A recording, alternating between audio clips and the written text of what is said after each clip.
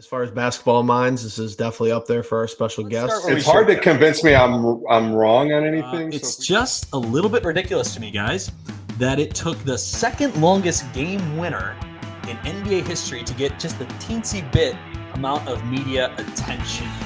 To me, it really just comes down to, can you play well and impact winning? On his best day, like feeling the best in the world, Luka coming off a 4-day hangover after his 25th birthday.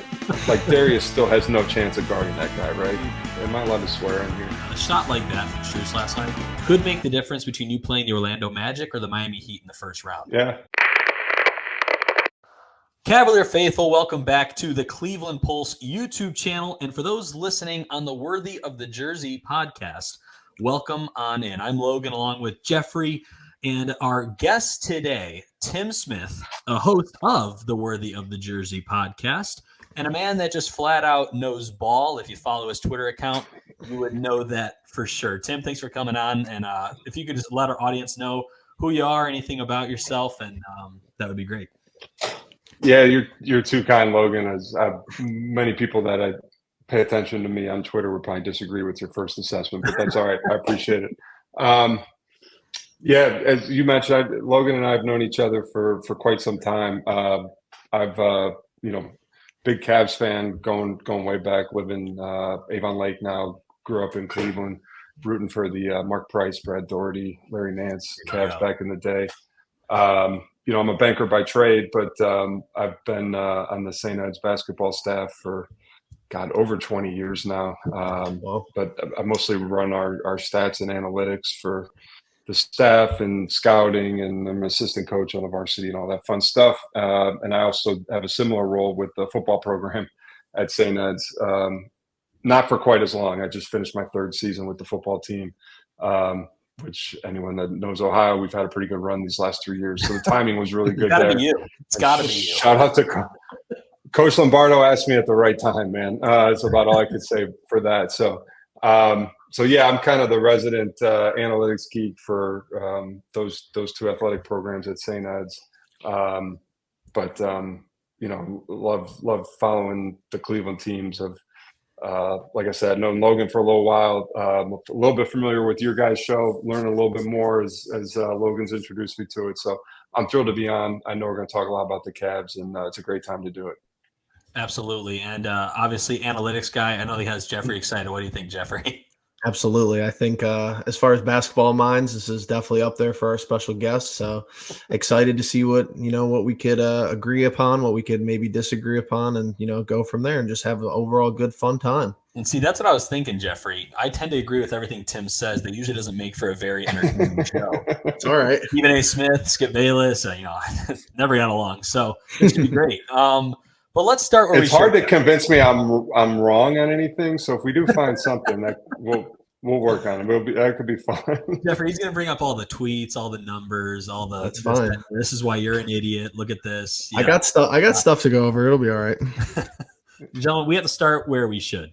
The shot that was played over and over on my cell phone for the last 24 hours. Max Strus, 59-foot buzzer-beating game winner. This is the first buzzer-beating game winner for the Cavaliers since 2018 when Larry Nance Jr. put back a layup against the Pacers. It's just a little bit ridiculous to me, guys, that it took the second longest game winner in NBA history to get just the teensy bit amount of media attention. Mm-hmm. So I'd like to know you guys' thoughts on that, as well as just your point of view watching the game. I'm sure it's a shot that a lot of people are going to remember for a long time, obviously. And I think I'm going to start with Jeffrey here because we were texting back and forth when this happened. So I'm watching on my phone because, badly I can do. I'm on my computer and then I'm on the TV, then I'm on my phone, and inbound play happens. Layup, no look pass by Luka, insane sequence all around. Oh yeah. They take the lead. To keep it concise, some of my favorite parts are the little stuff. I love Mobley's awareness to be like, hey, I have to kind of inbound this ball. I know that seems obvious, but I feel like a lot of people might lose their mind in that situation, especially a younger guy, on the younger side like Evan. But inbounds, Strus inbounds the ball. Got it. Yeah. His awareness to give it right back, like they almost looked at each other and didn't didn't even communicate, but they knew exactly what was going to happen. Excuse me, not Mobley inbounding, but it was a real shot. That's what was impressive to me. It wasn't like it looked like his normal rating it or chucking. Yeah, it looked like his normal routine to go through a jump shot. Obviously, a little bit more exaggerated because you have to get 60 feet of length on the basketball. But I mean, that's what Max Strus can do, and he seemingly can do it from anywhere on the court. So awesome, crazy shot. Yeah, you brought up a good point, and actually, I think they mentioned either today or in the post game yesterday that was that's a play they practiced for that situation, right? Which a lot of those teams, you should be practicing that stuff. So credit to them. And Strus joked, right? He got to shoot it because Mitchell wasn't in. That was tongue in cheek, but there was probably some truth to that because it's probably Donovan that's normally the guy that's supposed to grab the ball. And I think JB said they have a throwback play or he called it a hook and ladder type play, which like you talked about, Jeff, the getting it into Evan and Evan getting it right back to the inbounder. The one thing I did like that you mentioned is that it was really designed to get a half court shot, and for high level NBA players like that, that's not a bad look in that situation where so many teams would take the ball and they would try to chuck it down to the other free throw line for a jump ball and maybe try to tip it out. They didn't do that. I hate when teams run that play. I find it to be such a waste. Yeah, I mean, there was only one Christian Laettner play for a reason, right? Right. And so I think I think to hear them talk about it, it was kind of good preparation, good design, and I mean, I don't know, it's maybe it's a 1 in 10 shot or something like that, but certainly in that situation, it's pretty awesome to see it go in. But that is that there's a credit to them to have that kind of in their arsenal, and that the guys knew what to do in that situation, with no timeouts and needing to get a shot off in under 3 seconds. So I'll tell a quick story, and then but my especially my two oldest daughters who are 12 and 9 have gotten into the Cavs this year, which has been really cool. So my oldest was at cheer practice, but my youngest our middle one was watching with me, our 9-year-old. And when Dallas scored, and it wasn't like she was mad, but she just thought the game was over. So she got up from her chair and started walking out of the living room towards the refrigerator, I think. And all of a sudden she heard me yell when the shot went in. Oh! And she kind of was what happened? I said, well, it was a good lesson. You got to watch till the end there. So we rewound it so she could see the play. But I mean, that was pretty cool. That was a heck of a game. I know you guys mentioned that already, but it was cool. And I think one thing that is a good lesson too is that they had something ready to go and the guys executed it. And whether it went in or not, they got a decent enough look in that situation to give themselves a chance. And it's funny because that kind of shot, everything before that is overshadowed. Strus hit 4 freaking triples in 1 minute and 7 seconds. I know, right? It was to give us a chance. Well, and even one is set up because Kyrie steps over the line on an inbound. Hardaway got mixed up. Yeah, that's huge. And they hit. I could catch it 5 threes in a row. Mitchell banks one in, right? If you're the Mavs, you're probably thinking, what the hell do we have to do to win this game? And then even the last play, the Cavs botch the sidelines inbounds, which how many times have we seen that too? Yeah. And too many. But Mobley makes a great play, almost steals the inbounds. Okoro kind of goes after it, right? That doesn't work out, and then Luka does his thing. And even the finish by Washington, Allen made a hell of a play to make a contest on that. You think for a second maybe he's going to block it. He doesn't get it. There was a sequence just in that last 8 seconds from the Mobley tip. Mobley, Luka, Washington, Jared Allen, Strus, they all made an incredible play in an 8-second stretch. I got to give the Cavs credit too. They're getting T-shirts out faster than the local T-shirt companies. They have one ready to go. I got an email this evening about you could get your Max Strus half court shot T-shirt. Well, when we talk about with my season ticket discount. When we talk about clutch shots, that takes me into my next segment. Tim, I know you're loose, but let's get you looser here. We do a thing here at the Cleveland Pulse, blind ranking. When I say we don't do crap. We kind of steal from other people. Not an original idea. As any good podcaster would. So you can't visualize it for those who are listening on the Worthy of the Jersey podcast. But what I'm going to do with you, Tim, right now, and Jeffrey's going to do this, but he's going to do it alone over there on a piece of paper for himself. Yep. I'm going to give you 5 different clutch shots in the last 15 years of Cavaliers history, just so everybody on this channel can probably understand these moments, because it's not easy to remember all the older moments. So these are 5 clutch shots. I'm going to give you one. You're going to answer where you rank it 1 through 5 without knowing what is coming next. So, right. Are you ready, Tim? So there should be one that's number 1, but it's are you gonna give me that option is the part of the game. Right. Right. Do you put it in the Do you put it in the right spot? Basically, I chose Anthony Bennett to be the best number 1 overall pick. So it does kind of hurt. And I think Jeffrey had it out for me that day. But we're ranking this based on the surprise of it, based on the magnitude of the moment, based on purely if you just felt a certain way when this shot went in. Let's go ahead and cue the music. Yeah, let's do it. Rank these all-time Cavalier clutch shots without knowing what comes next. Tim, we start with where we were just talking about. Max Strus, 59-foot bomb. I'm going to say, you know what? They've had so many playoff games. They have. I might not giving you playoff game options. You never know. That's true. All right. I'll go 4 just to be safe. I almost put it 5 to be honest, but I'm going to go 4 just to be safe. No, let's go. Let's keep going. I like it. Kyrie caps off a 55-point effort with a signature right wing dagger against the Blazers in 2015. All right. Again, not a playoff game. Not as much fun as last night. So I'm going to put that 5th then. So that takes us to number 3. LeBron goes glass to take down the Raptors in Game 3 of the 2018 Eastern Conference semifinal. Yeah, that one was awesome. I feel good about this so far. I know, like there's one you're either gonna give me, and it's it's the obvious one, and it's stupid if you don't. So I can't even be mad like either way. So I'm gonna put that one number 3. I'm gonna put that one number 3.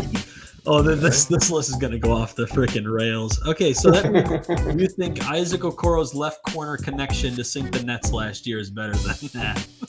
All right, yeah, Isaac, I'm going to go number 2. And then finally, that leaves number 1 for you, Anderson Varejão's 3-point prayer in 2009. Jeffrey, how did you know what? That's not a bad number 1, actually. It's iconic. It's iconic. It's probably less probable than Strus's shot last night. So I'm going to be honest. I think my list is correct. Oh, really? 1 through 5, and you kind of had to run it by me, but I kind of forgot the order right before you started. So I had Bron at 1, Strus at number 2, Kyrie 3, Okoro 4, and Varejão 5. Very different from Tim. Very different. Very different. Almost the exact reverse. Actually, almost the exact reverse. But obviously, the Kyrie shot's number 1. But even in that playoff. LeBron hit a buzzer beater. I was at the game against Indiana in the first round in Game 5, which I think was probably his best buzzer beater of that playoff run. Right, 2018, right? Because that series was kind of teetering, if you remember. Oh, yeah. By the time he hit the runner against Toronto, he was already in the I'm just toying with these guys phase. He was in that mode. We got to that point of the season. I've been fortunate enough to be at a lot of really cool sporting events. So my list is kind of it'd be way too show offy. And I've also had my fair share of just being absolutely devastated walking out of an arena or a gym or a stadium. That happens. So my miserable list is quite extensive too. Sometimes they're the same game, to be honest.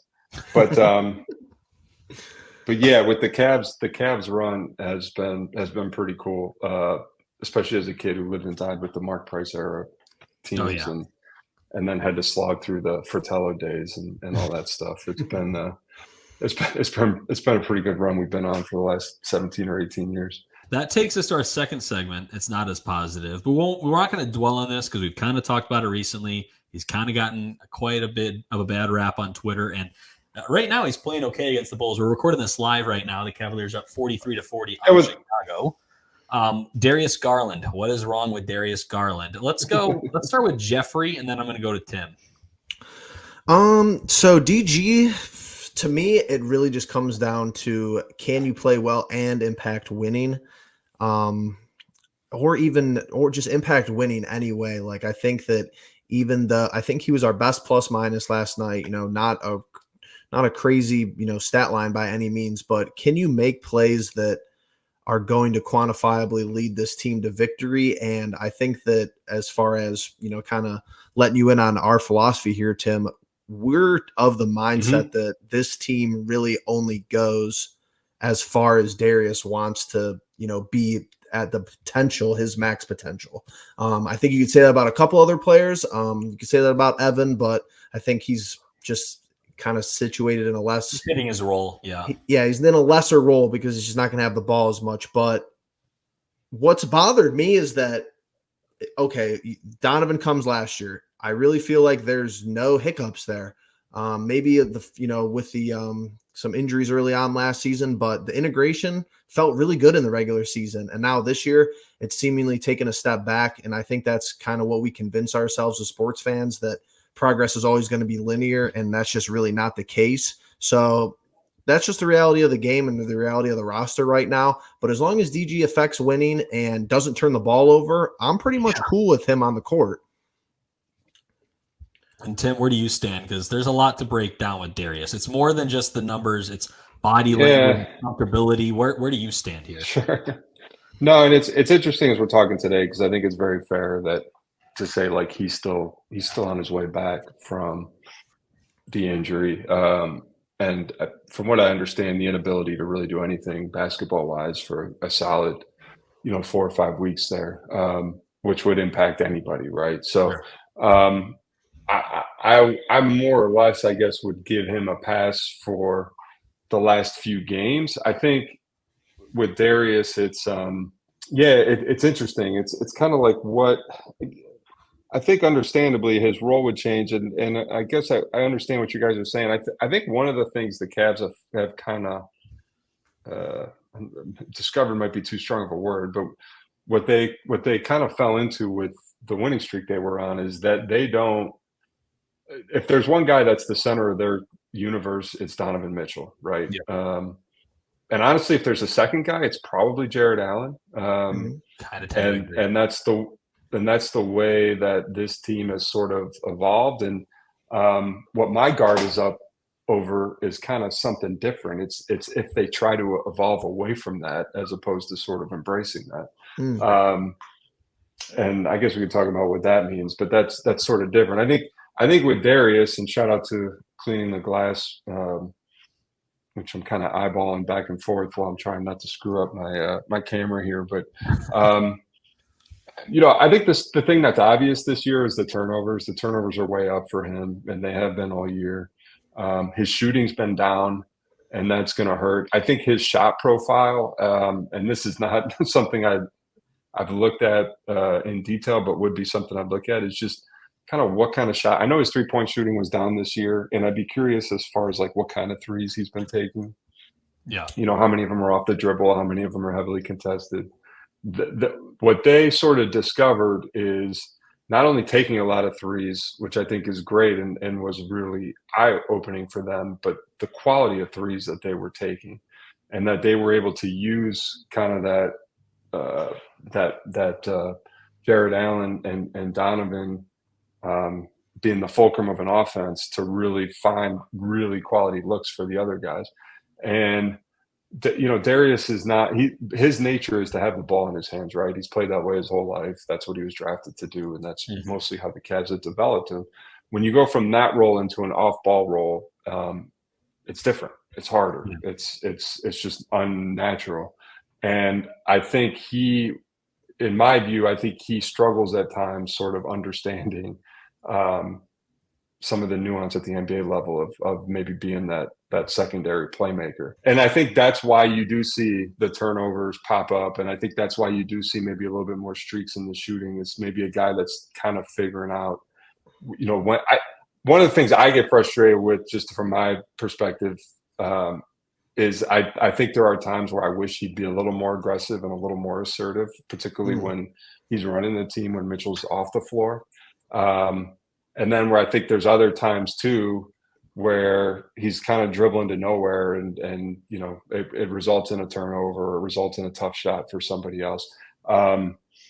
Stat I really like that's on cleaning the glass, but his assist to usage ratio, which just kind of shows how much a player is setting up his teammates when they're playmaking on the floor.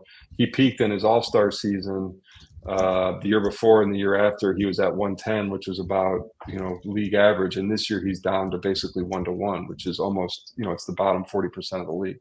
That to me is a guy that's not in a groove playmaking, and I think that's really what they need him to be. Defense is never going to be a plus for him, right? True. And that's sort of why they've developed the roster the way they have.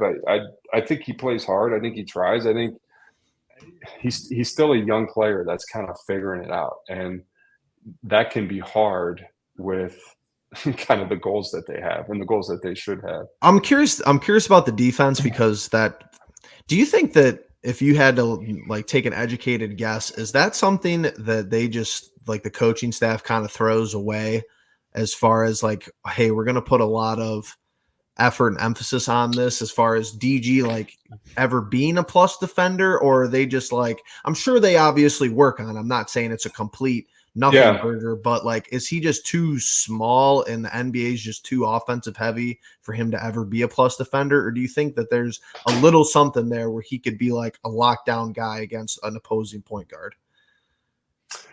I think he's probably too small to ever be a lockdown guy as we might view it. He's never gonna. I'm trying to think of a bad example. Pat Bev comes to mind. That's kind of a bad example. You might put Pat Beverly on a guy like Luke. We all watched Luka last night. Right. Darius Garland has no chance of ever guarding Luka Doncic. Right. Zero. On his best day, feeling the best in the world. Luka coming off a 4-day hangover after his 25th birthday. Darius still has no chance of guarding that guy. Right. And it's just because Luka's that good. It's no knock on Darius, and he's just not physically able to hold up for something like that. What I think the Cavs schematically sort of ask him and Donovan to do, especially at some of their other guards, is that they do very much try to funnel things defensively into their bigs, which makes sense. But I think can sometimes hurt them depending on matchups. And it's a lot, man. It is so hard to play defense in the NBA. It's comical when people say NBA guys don't play defense. Just watch how much running they have to do. It's a totally ground they have to cover. Ridiculous offense that this league is. Did you guys just see that pass? No, I have it over the left side. Darius Garland, where it stands with me, I'm not going to talk about his defense. I just don't think he'll ever really be there. Like you said, there's maybe a few things that he can try to at least throw off the look or anything like that. I've always thought offensively, if you can give me Chauncey Billups, that kind of player, I'm talking a guy that, isn't the biggest name, but a guy who's so well respected, had a long career, a very smart basketball player, a guy who averaged, he could get you 18 to 20 and 8 to 10 assists and do it efficiently and didn't turn over the basketball. If Garland can be something, even a semblance of Chauncey Billups, and for those of you who disrespect Chauncey Billups, he's the first player I ever watched in my life. So, yeah, there's a little bias, but I'm telling you, you just need a smart guy to run the show. And I think Darius, he still has that capability. Obviously, he doesn't look comfortable. We're not going to sit here and dwell on it. But like we said, we go as far as he goes. We got to go to our next segment, though. Let's talk real quick, because it might bore some fans who aren't interested. But Jeffrey is a resident nerd of us three. And the other day he was talking about Raptor and all these crazy words. Yeah. All these crazy words and analytics stuff. And he's explained it to me and Justin, and we're figuring it out. Maybe not as much as Justin. Maybe that's why he's not here right now. He don't want to hear anything about Raptor. But Tim is very involved in analytics, as he said. He also it has a connection within the organization, within the Cavaliers organization, with the analytics department. How important to you, Tim, is analytics? I want to start first. Can we talk plus minus? Because this is a hot topic on X or Twitter, whatever you want to call it. It's a hot topic of how important it is. We're pro a plus minus. We think it's a big stat to follow. Where do you stand on something like that? Yeah, and I think everything's in context, right? And this is where I'm probably no fun to talk to for something like this, but we'll try to have some fun with it. Plus minus is great if you're trying to, like, if you're using it for a single game and maybe you're describing what happened, but it for that single game, it's probably not, you know, the go-to metric to explain like why it happened. Does that make sense? Yeah. That makes sense. And then when you get over like a bigger sample, then it gets a lot better to maybe explain, you know, to get a little bit more into the why. And you know, as you guys know, the NBA teams, and even you spend 10 minutes into cleaning the glass, the NBA's own stats website, ESPN's website. You know, you get into the real plus minus, you get into net ratings and things like that. You can get into what Zach Lowe likes to say, Vorps and Schwarps and all that stuff. And I mean, there's even on Huddle for high school teams. Huddle does their film breakdowns for every high school team, and they've got a PER type metric, that they'll compute on there that teams can use. So again, it's nice to have that. The thing for me is always like, well, what does it mean? And I think, especially when you're talking about single games or maybe just a small sample size, of a few games, when you get into that stuff, you're more, it's more, like I said, it's more of a description of what happened as opposed to why it happened. And to me, the fun of analytics and marrying it with scouting and then using it as part of your strategy and things like that is when you really do dive into the why, and that's part of the art behind the science, which again is probably a different YouTube show. But I listened to Windhurst and Bontemps, Cavs Twitter's favorite duo earlier today on their pod, but he mentioned Mobley I think has a negative plus minus for each of the last 5 games or something like that, or maybe 5 of the last 6. And that's interesting, right? It doesn't mean Evan's playing bad. I would actually probably posit that Evan's playing just fine, if not pretty well over that. But it is so it's more of a what happened as opposed to a why. But so then you might dig a little deeper and say, well, why are we getting outscored when Evan's on the floor, and what else is going on? And that's the first thing somebody like me would tell you, especially with a plus minus, is it's really more of a team stat than an individual stat, and it is impacted a lot by who you're playing with on the floor. And if somebody, for just using the Dallas game last night, let's say Jason Kidd, for whatever reason, just decided to pull somebody off his bench and put him in at the same time Max Strus checked in the fourth quarter. Right. That guy's plus minus is going to suck, but he may have had nothing to do with, Max Strus hitting 5 straight threes, right?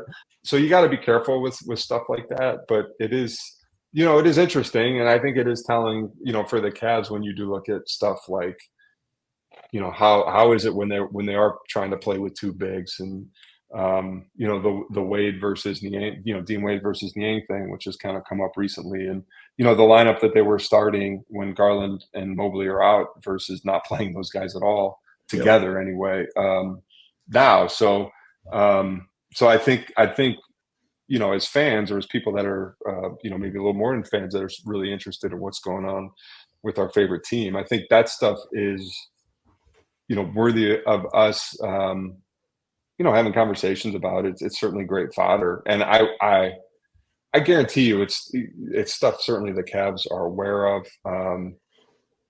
and how they address it or how they deal. What they think of why those things are. Kind of getting back to my point, might be totally different from what you or I think is why, and I think that's what makes it interesting, and that's why so many of us can often maybe disagree with what the coaching staff is doing or what the organization is doing with certain things. Jeffrey is the guy that likes to break these things down, so I'll let him go. Honestly, I think that it's just funny when people say this stat is irrelevant or this stat, means more. I mean, some of that could be true, and like you said, everything's with context. So if you have bad faith actors, they could push whatever agenda they want. Not saying I'm totally innocent, but just something to monitor. And honestly, plus minus is, like you said, bad teams, not really too much to take into account for. But as far as your, elite players in the league and your teams that are on the upper echelon of squads, I think it's just an interesting thing to look at. And I thought JB gave what was a good answer. He said they are aware of it, and they've got different lineups they want to try and different lineups they want to use. It might not be right, and we might disagree with the lineups he's using. I think we could talk about it. I mean, I think there's sort of predispositions that they probably have about, and they see the players every day and they practice, but I think there's ideas of how they expect or they want these guys to play together, and they're trying to get them to this point. And I think what we as outsiders, or what I as an outsider certainly would be concerned about, is are you guys heading down a path that's not optimizing what you have? If it's me in one of those chairs, I'm saying, hey, like this is stuff we need to lean into and not maybe necessarily fall back on our priors on who we think we were. Because, if we all go back to December before those guys, and even when they were winning games, it wasn't great, right? And Windhurst is saying that there's kind of some consternation, and I'm hearing like the vibes weren't super great in the locker room at that time, and guys are kind of looking at each other like, yeah, I was, and I do think that there was some tension within the team, top to bottom. I think they expected that they would be playing better, and I think it showed. And coming into this season, one of my concerns about the Cavs was that last year ended so poorly that this regular season was just going to be a 6-month slog to get to the playoffs, because you can't really prove anything. Anyone that's heard like Coach Flannery or I talk, or even Coach Lombardo, I'd say that it's we'd much rather try to learn lessons while losing or while winning than losing. Sometimes the losses smack you in the face a little bit harder and force you to learn those lessons. And yeah, absolutely, Logan. Like, man, you get like, this is a really fun team, and they have played really well this year. And I do hope fans are enjoying it, because they are probably going to lose at some point in the playoffs, right? Whether it's to Boston or Milwaukee or whatever, and like there's probably another level still left for them to go to ultimately compete at that level. But man, like it's been cool to see some of the surprises, and I hope, my hope as a fan is that they kind of max those out. Like, I would rather just lean all the way into what works as opposed to try to fall back on what I thought was going to work back in November, if that makes sense. But the rubber will meet the road, when you're down 2-1 in the playoff series, or when it's 2-2 and you're playing the Heat or the Pacers or the Bucks or somebody. That's true tension, and that's when we're going to really find out, I guess, what they believe in. Speaking of hot button issues, has our boy Sam Merrill still been on the bench? Yeah, it's interesting too. Ahead, like Jeffrey, Last night pounding the table for his minutes, and it's like, people tell me Niang's going to be more useful in a playoff series. I don't think either of them will play in a playoff series, but it's definitely interesting to see the discourse, because the lineups are the thing for me. Like your rating with the lineups, I think that's a lot better than plus minus, but that's one of the things too. If you have a veteran head coach and you have any team in the playoff who's opposing you, they know your best, ratings. They know your best 5 rating. So if you could pull the strings and be the orchestrator, right?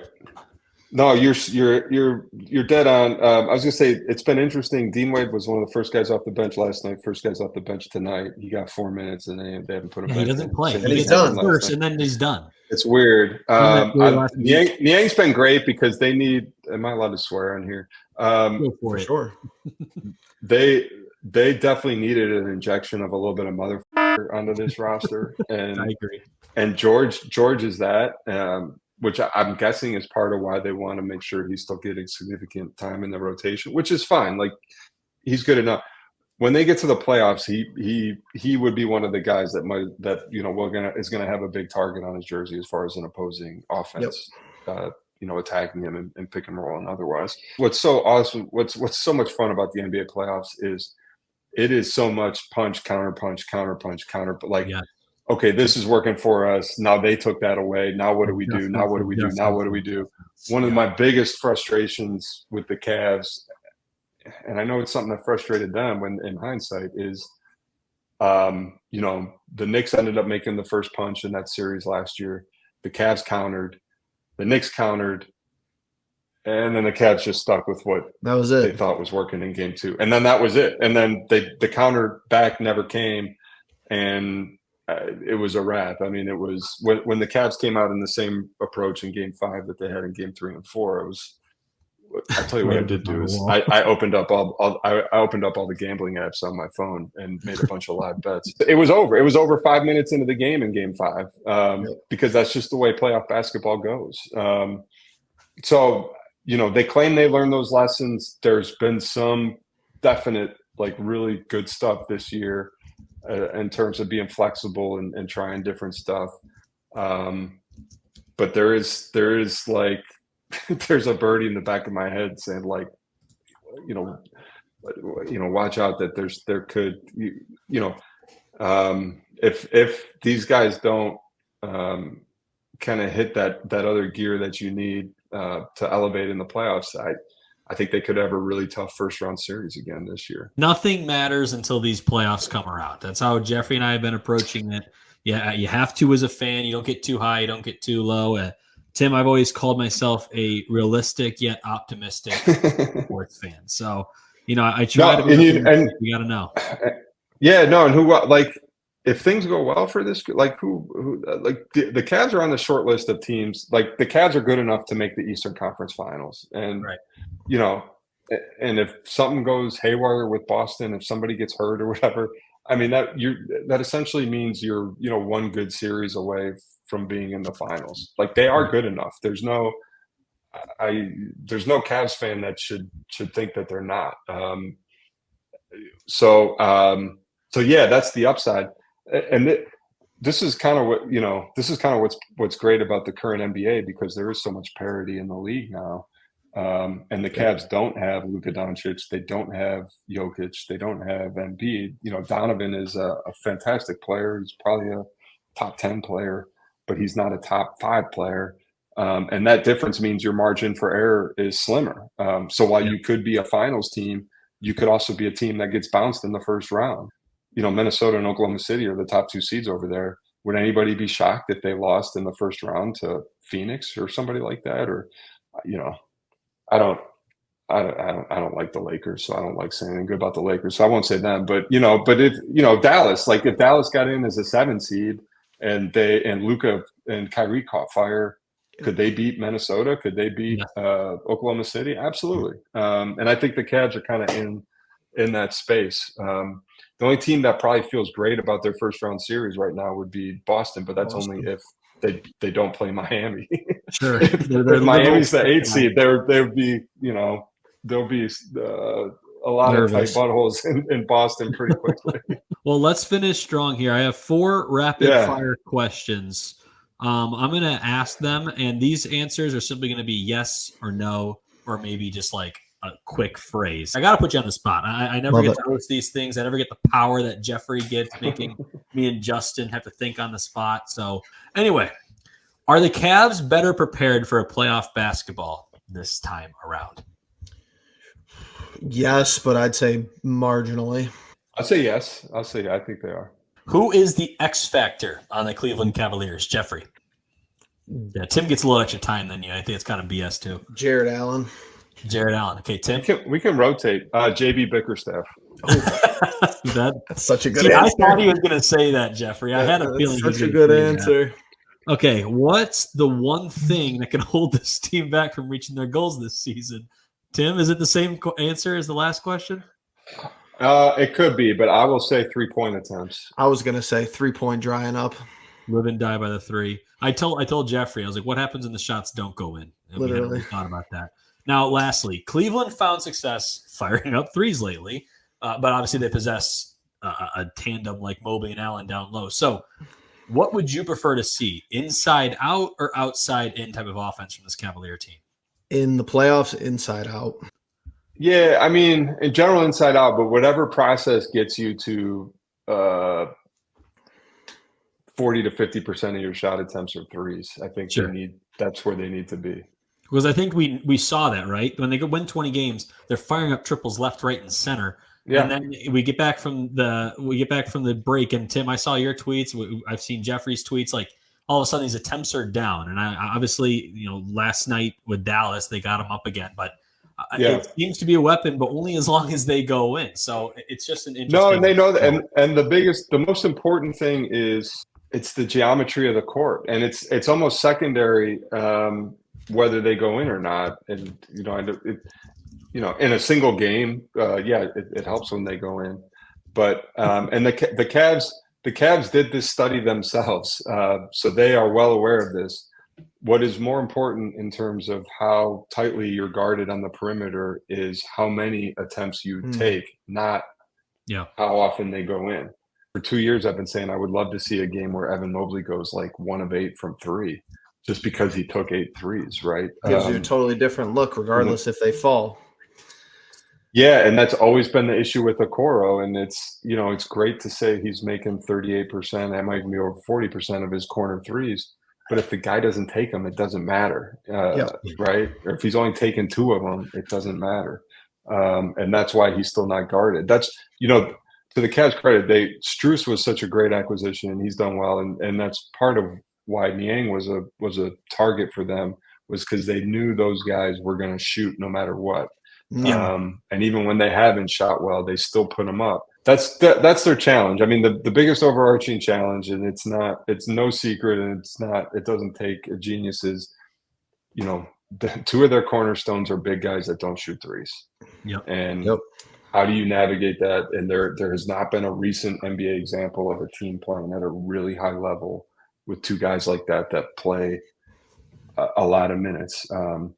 And they've navigated it really by benching Mobley down the stretch, since he's come back, which is fine. And Evan's playing fine. Evan is playing well. And I saw, did somebody say, like, is Evan is going to get a max contract when his time comes to, like, I think somebody was putting that out on Twitter, like, just to make a topic. Like, it's not even a conversation or a thought, especially for this first max. They'll offer him a max contract the second they can. He'll sign it. And Evan's doing fine, but aside to that, when you're trying to, win at the highest level of the NBA, you've got to be sort of cutthroat in how you use your guys and how you manage this. And that's kind of the tricky part. And that's where that's more the art than the science, right? So, when do you play with just one big? Who is the one big? I think Jarrett has played so well that he's clearly kind of that guy. So how do you manage sort of Evan's minutes to get the most out of him? So I would love to see. I want to see Okoro shoot a bunch of threes. I want to see Evan take a bunch of threes. He won't. I think the most he's taken in a game is like 3.